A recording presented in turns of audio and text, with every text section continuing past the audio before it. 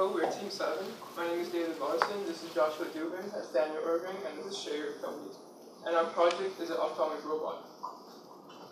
Our project will be a motorized slit lamp that allows for operation and precise movement from a computer interface. We're going to be mounting motoring systems onto an existing slit lamp. We're going to be improving off of PhD candidate Melissa Morris's work off of her existing prototype. The motivation for this project is that the ophthalmic robot can be controlled remotely, be eventually used for out-of-office operation. It will be cost-effective and adaptable. Cost-effective because the components such as the belts we're going to use are relatively cheap. And ophthalmic operations are complex and risky, where physician fatigue is a factor. Having the systems motorized reduces the physician fatigue because the doctor wouldn't have to be adjusting himself. And the robot would offer a higher degree of precision.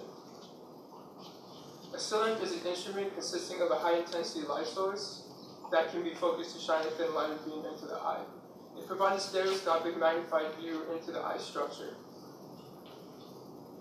So some of the few comparable models on the market and as well as in research are the ones that you see on the screen. The Vinci surgical systems are the ones that are actually being used for cardiovascular and thoracic and endoscopy, while their uses for ophthalmic processes are still limited and under testing.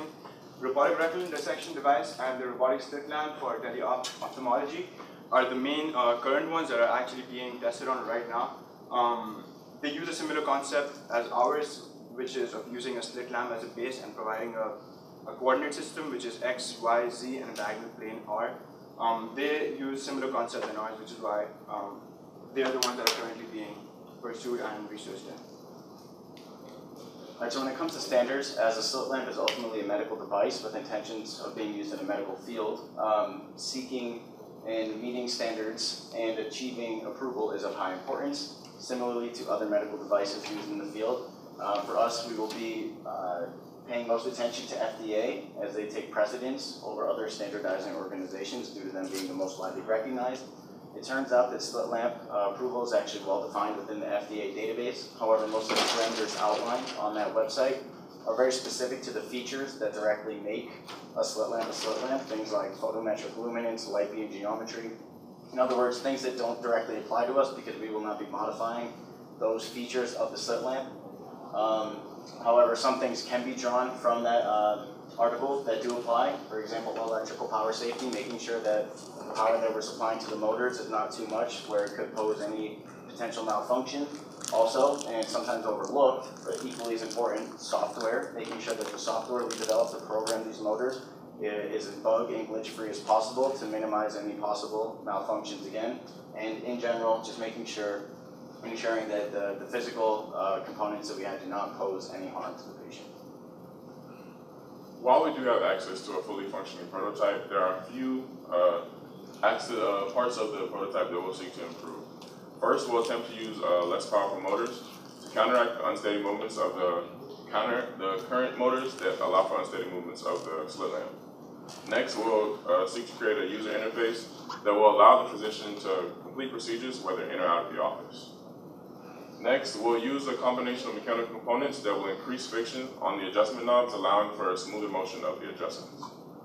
And lastly, we'll look to replace the existing XY plane, and we'll seek to use a new plane that allows for a wider range of motion. So to elaborate on what Daniel just said, here we have two pictures of the slit lamp that we'll be working on in the existing prototype that's been constructed. As you can see from the labels, the slit lamp can be altered and adjusted in four main ways. That is the illumination rotation, the illumination width, lens rotation, and slit height control. So each of the pieces on the slit lamp that allow and make for the alteration of the settings just mentioned were outfitted with small motorized systems that made for automated remote control of the slit lamp. While an excellent job was done by Melissa, there is most definitely considerable room for improvement. So for starters, as mentioned, the motors that are being used are currently far too powerful. They result in jerky, unsteady motion, which is simply unacceptable as we're seeking a high degree of precision due to working in a sensitive area of the eyes. So those motors are going to be replaced with more suitably powered ones. Next, looking up at the top two labels here, as you can see, these two settings are currently controlled by what we like to call friction discs that just cause motion from just a small degree of contact. However, due to this small degree, slippage actually occurs as friction just isn't enough. So we're going to be replacing those with more professional industrial flat belt drive designs. We're also going to be doing the same thing here for slit height control. As you can see, the type of flat belt drive design is being used here by means of multiple attached rubber bands. However, for multiple reasons, that was just not sufficient. So we're also going to be implementing a similar flat belt here. And on the bottom left, we're going to be doing away with that piece, and we're going to be re-engineering and manufacturing a better piece that conforms and precisely follows the contour of the piece of the slit lamp that it makes contact with. And so to elaborate and illustrate what I was just mentioning about the flat belt designs, here we have a simple model that we drew up in SolidWorks. It's pretty straightforward. It's comprised of, both systems are comprised of two cylindrical pieces, one of which represents the dial that will be on the slit lamp that makes for, when rotated, the alteration of the settings. And then the other cylindrical piece is what we like to call the driver, which will be directly affixed to the motor. So when the motor spins, the driver will spin, and thus causing the rotation of the third piece, the flat belt that I was mentioning. This flat belt will vary in length depending on the system that we're working with, and it will have to be made of a material of high coefficient of friction, and it will be of a sufficient thickness where necessary surface contact area is achieved. To expound upon what Josh just said, we chose flat belt drives as a mechanical component because light gears has 98% efficiency. Continue on with that, it simplifies our design and substantially reduces the cost, allowing us to create a prototype at a much reduced cost. The flat belts produce very little noise, and it damps out and isolates vibration effects. So when we were calculating the lengths of our belts, so that the belt to stay in tension, we would need to calculate the angle of contact between the pulley we're using and the knobs on the robot. Here's the equation for length of a belt. And then we need to test for slippage. We're testing urethane belt material, which has a coefficient of friction of 0.7. And we're calculating friction development by first calculating the tight side tension and the loose side tension. And if the friction development coefficient is less than 0.7, it will not slip. On the left, we have the existing prototype. You can see that you have a motor connected to an Omni wheel. The motor currently connected has RPM that is way too high for the current Omni wheel, and it allows the Omni wheel to jerk as the motion goes forward. On the right, you can see a SolidWorks model of our current design that we'll try to use for the plane.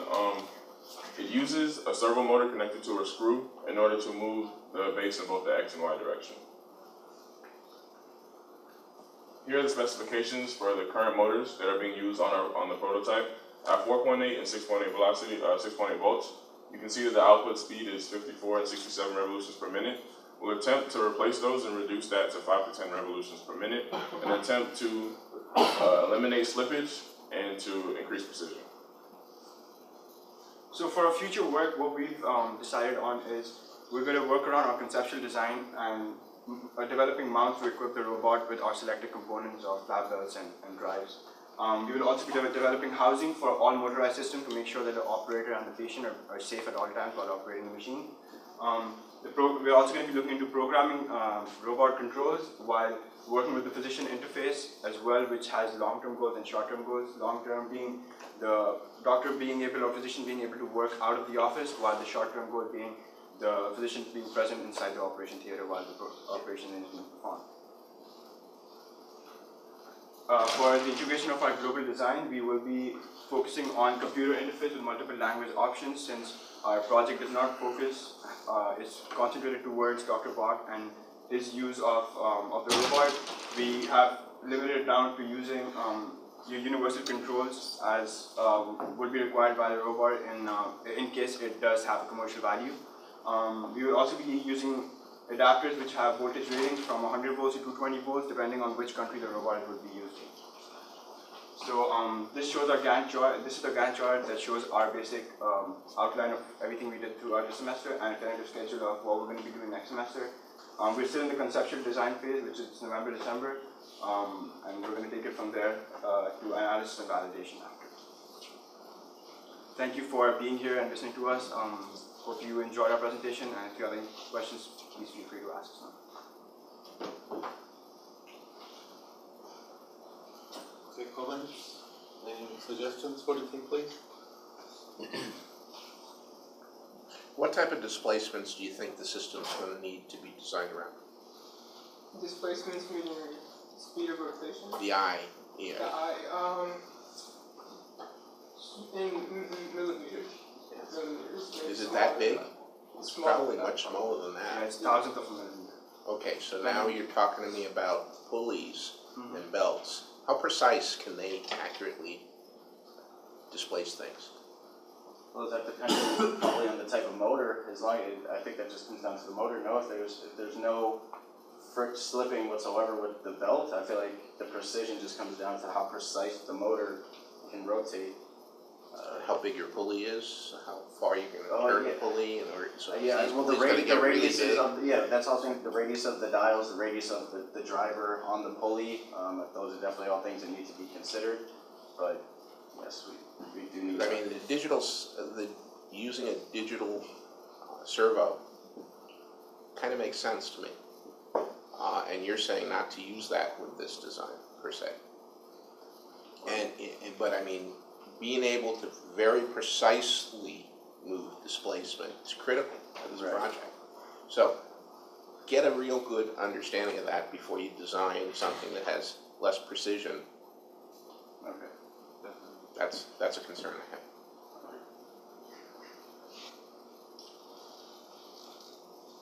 Well, my question has to do with, in your presentation you talk about your motivation and you talk about for it to be more cost effective and for it to have a high degree of precision. What will you do to ensure that that happens?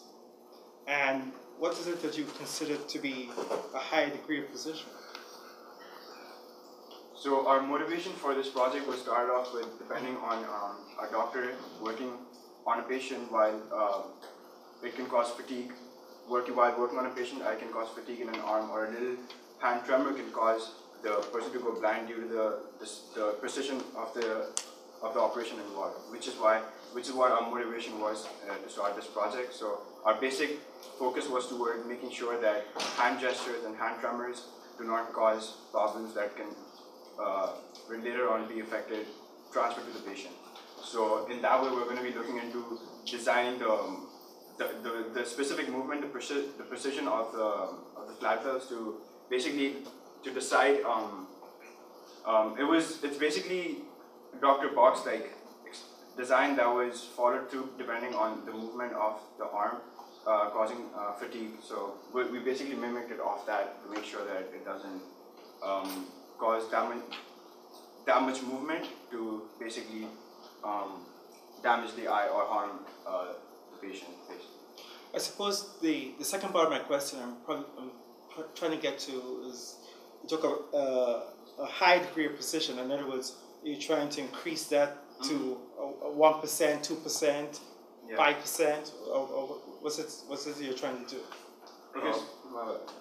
I mean, to piggyback off what he said, slowing down the motor is going to be a bigger part of increasing precision. We want to make it so that when we use a user interface, like if we were to use a joystick, that a sudden movement of the joystick doesn't cause a sudden movement of the belt. So if we were to use an exaggerated movement of the belt, an exaggerated movement of like a joystick, the belt would move in a slower motion that causes it wouldn't allow sudden movements or hand tremors to affect the patient. I guess to elaborate, I guess what you're asking, are you saying high degree of precision compared to if you were doing it manually? Because in that case, in theory, yes, you can't get much more precise than doing it manually. When we refer to increasing precision, we're talking about from the current prototype, because as we mentioned right now, the motors are far too powerful and the precision just isn't there whatsoever. So we're trying to just improve that precision. But yes, I guess technically compared to... So by what percent are you trying to do it We by? haven't calculated those numbers yet. We don't have an exact number for how much we want to improve it. So how exactly do you control the movement? Is there like a joystick or something like that? For our short-term goal, we want to use a remote to test it, to make sure all the motoring systems work and the testing, and then once it does work, or if we need to fix it, get it to work, we'll go on to create a computer interface. No, to elaborate on what he said in regards to how we're actually going to create the movements, it depends which system we're talking about. If we're dealing with the XY stage, then yes, we are thinking about implementing a joystick, as that will probably be the most natural. We were also just considering like a left, up, right, down button for the XY stage, but for all these other motors that simply either spin one way or the other way, we were thinking just buttons for each system, just one way and one the other. But that's still something that we have to work on and explore. We haven't definitively decided. I think your user interface is a lot more important than you think. It's natural to think that joysticks are very useful for precision movements, but they're actually not. It takes a very highly trained person to be able to do that, right? Because if you think about it, you have no haptic feedback on your joystick. You have no way of knowing, like, if you run into it, it'll move, like, so you need, like, a controlled interface for what you're doing. So, like,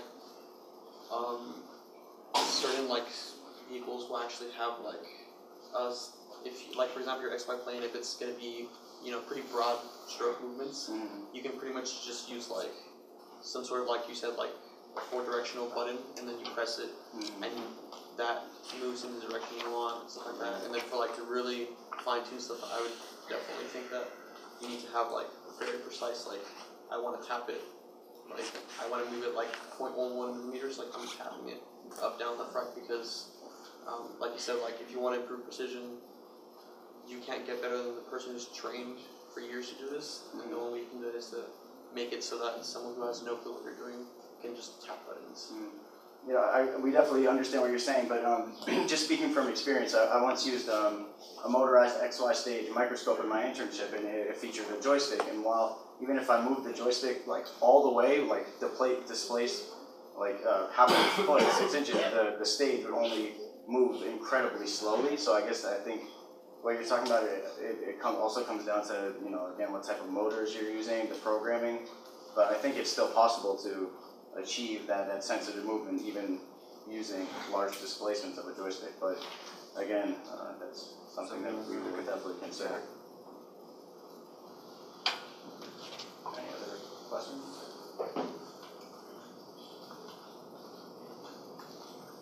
Thank you very much.